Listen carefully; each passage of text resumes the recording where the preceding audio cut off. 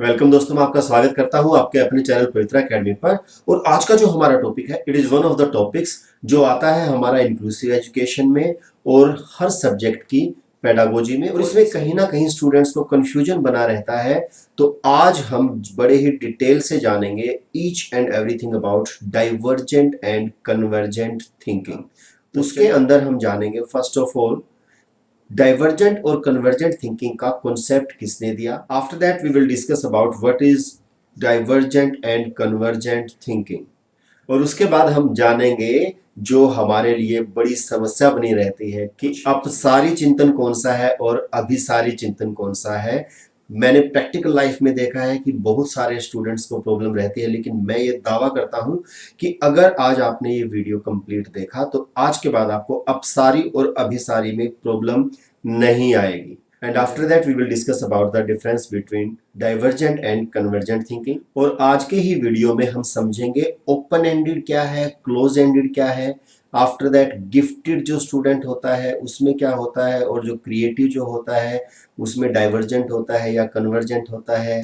उसके बाद में हम समझेंगे कि कौन सा टीचर सेंटर्ड है और कौन सा लर्नर सेंटर्ड है। उसके बाद हम बात करेंगे एनालिसिस किस में आता है और सिंथेसिस किसका पार्ट है। और उसके बाद हम बात करेंगे कौन सा रिलेटेड है इंडक्शन से और कौन सा रिलेटेड है डिडक्शन से। और लास्ट में हम इन सभी का कंक्लूजन करेंगे। तो आइए जल्दी से समझते हैं each and everything about divergent and convergent thinking. सबसे पहले यह जो कॉन्सेप्ट है ये दिया किसने है, ये दिया है J.P. गिलफर्ड और यू कैन से जॉय पॉल गिलफर्ड ने। और ये कब दिया है, ये दिया है 1956 में। और हाँ, ये वही गिलफर्ड है जिन्होंने दिया था स्ट्रक्चर ऑफ इंटेलेक्ट। जो हम इंटेलिजेंस में हम एक थ्योरी पढ़ते हैं, इसको 3 डायमेंशनल थ्योरी भी कहा जाता है। ये वही गिलफर्ड है, इन्होंने ही कॉन्सेप्ट दिया डाइवर्जेंट और कन्वर्जेंट थिंकिंग का। और अब चलिए समझते हैं डाइवर्जेंट और कन्वर्जेंट थिंकिंग होती क्या है। और मैं आपके सामने अब एक क्वेश्चन दे रहा हूं। देखिए, आपके सामने एक क्वेश्चन है, यहां पर आपको फिल करना है कि क्या और क्या मिलकर 5 बनाते हैं। 5 किस किस से मिलकर बनेगा। तो अब आपके सामने जो आंसर्स हो सकते हैं वो ये हो सकता है, ये हो सकता है, ये हो सकता है, ये भी हो सकता है, ये हो सकता है और ये भी हो सकता है। मीन टू से आपके पास एक क्वेश्चन के बहुत सारे आंसर्स हैं। और वहीं अगर मैं एक दूसरा क्वेश्चन आपसे करूं कि 2 + 3 इज इक्वल टू, तो क्या अब आपके पास बहुत सारे आंसर्स हैं। तो यही जो डिफरेंस है, यही एक बेसिक मेन डिफरेंस है किसका, डाइवर्जेंट और कन्वर्जेंट थिंकिंग का। ये जो पहला हमारा क्वेश्चन था, इसमें हमें यूज करनी पड़ी डाइवर्जेंट थिंकिंग। डाइवर्ज का मतलब क्या है, डाइवर्ट होना। आपने सुना होगा ना, कोल डाइवर्ट होना। ठीक है, तो वो क्या है, डाइवर्ट होना मतलब हम अलग अलग तरीके से सॉल्यूशन देखते हैं। और वहीं पर जो कन्वर्जेंट होता है, उस क्वेश्चन का सिर्फ एक ही सटीक आंसर होता है। और इसी एंगल से अगर हम चीजों को समझें तो मैं ये कहूंगा हमारा जो पहला क्वेश्चन है वो ओपन एंडेड है। ओपन एंडेड मतलब खुले अंत वाला प्रश्न। खुला अंत मतलब क्या, कि हम इसमें जो मर्जी चाहे अपनी तरफ से भर सकते हैं। वहीं मैं कहूंगा जो हमारा दूसरा क्वेश्चन है वो क्या है, क्लोज एंडेड है, जिसका सिर्फ एक ही सटीक आंसर है, उससे अलग सही आंसर हो ही नहीं सकता। और आइए इसको थोड़ा सा और एक अलग एंगल से, थोड़ा सा और डिटेल से समझते हैं। देखिए यहां पर क्या है, जैसा कि हमने पिछले उसमें एग्जाम्पल में देखा कि एक प्रॉब्लम के बहुत सारे सॉल्यूशन निकल रहे हैं। ठीक है, आप यहां पर देख पा रहे हैं कि एक प्रॉब्लम के हम बहुत सारे सॉल्यूशन देख रहे हैं। और आइए बात करते हैं इसके अपोजिट की। यहां पर क्या है कि बहुत सारी इंफॉर्मेशन के बिहाफ पर हम एक कंक्लूजन निकाल रहे हैं। तो यहां पर आपको ये समझना है कि यहां पर जो बाहर निकल रहा था, मीन टू से डाइवर्ट हो रहा था, या हम कहेंगे अलग अलग सॉल्यूशन निकल रहे थे, वो डाइवर्जेंस कहलाता है। और वहीं जहां पर एक ही सॉल्यूशन निकल रहा है वो कन्वर्जेंस कहलाता है। होपफुली आपको यहां से ये बात क्लियर हो गई होगी। और अब आगे चलते हैं हमारी सबसे बड़ी समस्या पर कि इनमें से कौन सा अपसारी है और कौन सा अभिसारी है। कई बार जो हिंदी के स्टूडेंट्स हैं उनके सामने ये समस्या रहती है। तो इसी बात को समझने के लिए हम यूज करेंगे इसी हमारे कॉन्सेप्ट का। अब इनमें से मैं कहूंगा कि इनमें से एक डाइवर्जेंस है और दूसरा कन्वर्जेंस है। अब डाइवर्जेंस कौन सा है जो बाहर की तरफ निकल रहा है, और वहीं कन्वर्जेंस कौन सा है जो अंदर की तरफ आ रहा है। यहां तक ठीक है। अब मैं आपसे एक क्वेश्चन पूछता हूं कि इन दोनों में से फैल कौन सा रहा है, इन दोनों में से फैल कौन सा रहा है, या मैं दूसरे शब्दों में कहूं, फैलने के लिए हम एक और भी शब्द यूज करते हैं, वो है पसरना। इनमें से पसर कौन सा रहा है? तो आप देख पाएंगे कि इनमें से जो डाइवर्जेंस वाला है ना, वो बाहर की तरफ पसर रहा है, वहीं पर जो कन्वर्जेंस वाला है वो एक जगह पर इकट्ठा हो रहा है। तो सीधी सी बात है दोस्तों, बिल्कुल भी सोचने की आवश्यकता नहीं है। जो डाइवर्जेंस है, जो पसर रहा है, वही अपसारी है। यहां पर आप पसर पसारी से याद रखना, मतलब जो पसर रहा है वो अपसारी है, और जो दूसरा बच गया वो क्या होगा, अभिसारी होगा। तो होपफुली आप इस पिक्चर को थोड़ा ध्यान से देखिए, आपको ये पूरी जीवन भूलने वाला नहीं है, और होपफुली ये बात आपको क्लियर हो चुकी है। तो चलिए अब जल्दी से आगे चलते हैं। अब यहां पर भी आप देख पा रहे हैं, जो डाइवर्जेंट थिंकिंग होती है वो क्या होती है, एक ही क्वेश्चन के अलग अलग अलग अलग आइडियाज देती है, और वहीं पर जो कन्वर्जेंट थिंकिंग होती है वो अलग अलग फैक्ट से, अलग अलग इंफॉर्मेशन से उसी क्वेश्चन का सॉल्यूशन निकालते हैं।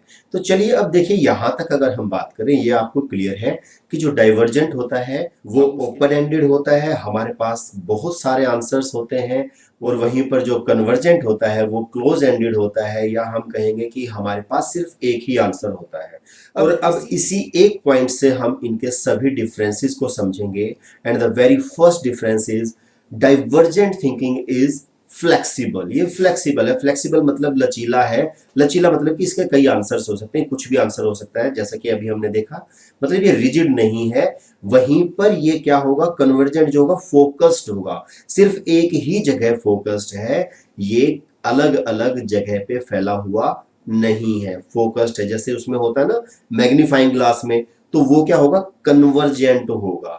ठीक है। उसके बाद में अगर हम देखें, there will be multiple solutions, बिल्कुल सही बात है, कई समाधान होते हैं, और वहीं पर क्या होगा, सिंगल सॉल्यूशन होगा, केवल एक समाधान होगा।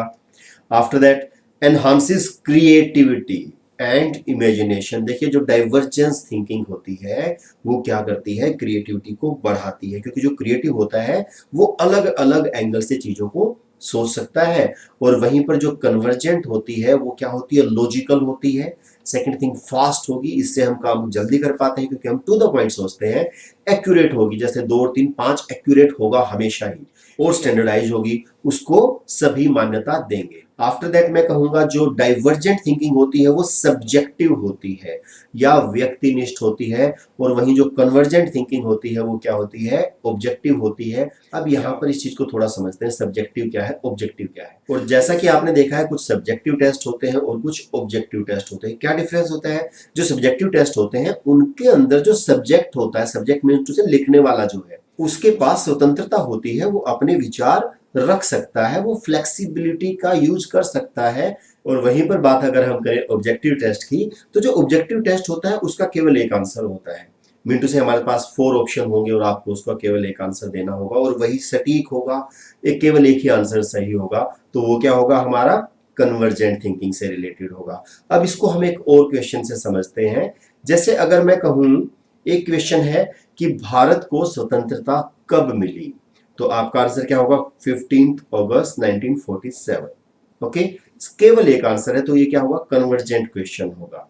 और वहीं अगर मैं कहूं कि भारत को स्वतंत्रता कैसे मिली, तो कैसे मिलने में अब आपका जो ब्रेन है वो अलग अलग सॉल्यूशन की तरफ जाएगा। तो अब आपका दिमाग क्या कह सकता है, that it is the result of second world war, और you can say Subhash Chandra Bose ने किया या महात्मा गांधी ने किया।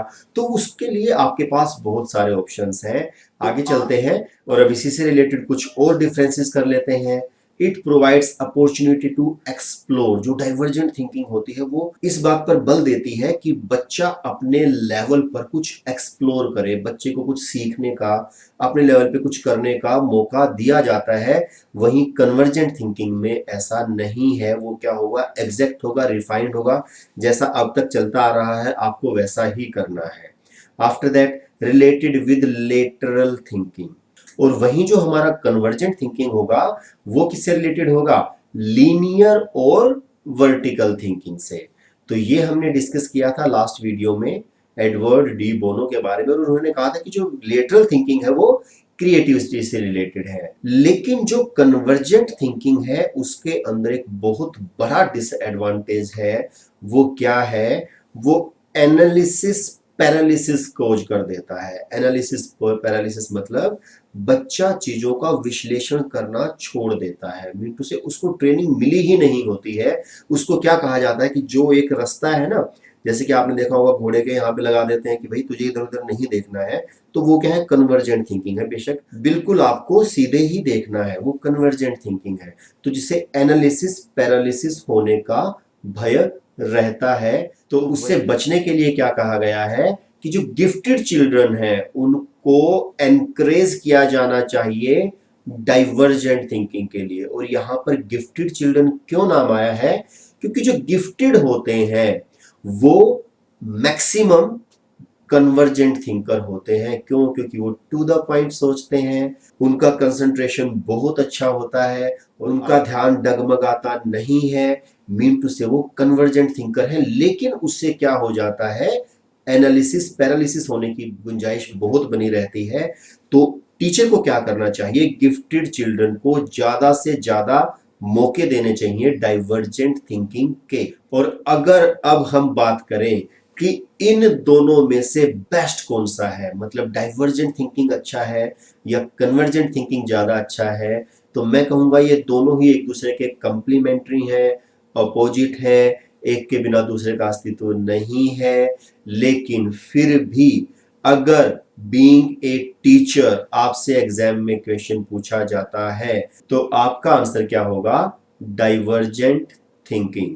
और आपसे ये एक्सपेक्ट किया जाता है कि आप बच्चों को क्रिएटिव बनाएंगे या आप बच्चों को उनकी क्रिएटिविटी को डेवलप करने में हेल्प करेंगे। और आइए अब जल्दी से देख लेते हैं कि किस प्रकार से जो अलग अलग हमारे पेडागोजी या इंक्लूसिव एजुकेशन के कॉन्सेप्ट्स हैं वो किस तरीके से डाइवर्जेंट या कन्वर्जेंट थिंकिंग से रिलेटेड है। और जैसा कि अभी हमने डिस्कस किया कि अगर कोई बच्चा क्रिएटिव है डाइवर्जेंट थिंकर होगा, और वहीं अगर बच्चा गिफ्टेड है तो वो क्या होगा?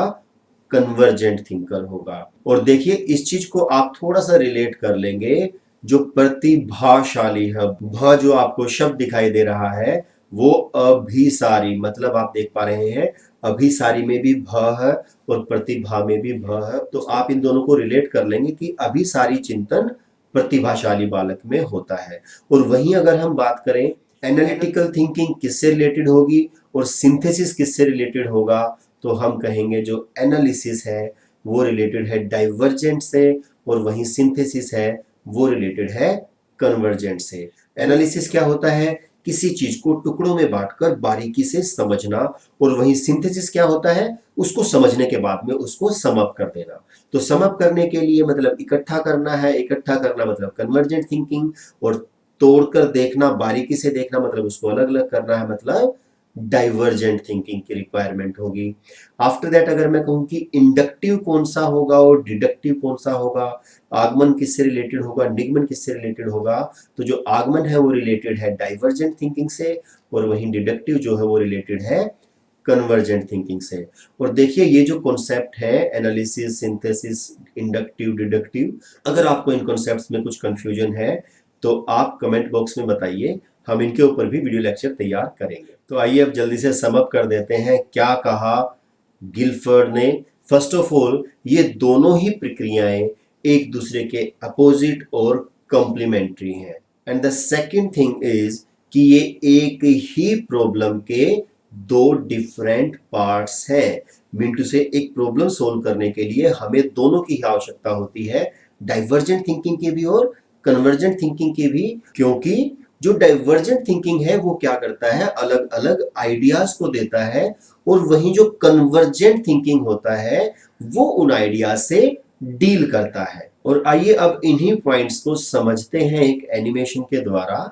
जो डाइवर्जेंट होता है वो क्या करता है? अलग अलग आइडियाज देता है एक ही प्रॉब्लम के लिए, और उन्हीं सेलेक्टेड आइडियाज को हम कन्वर्ज करके उसका सॉल्यूशन निकालते हैं।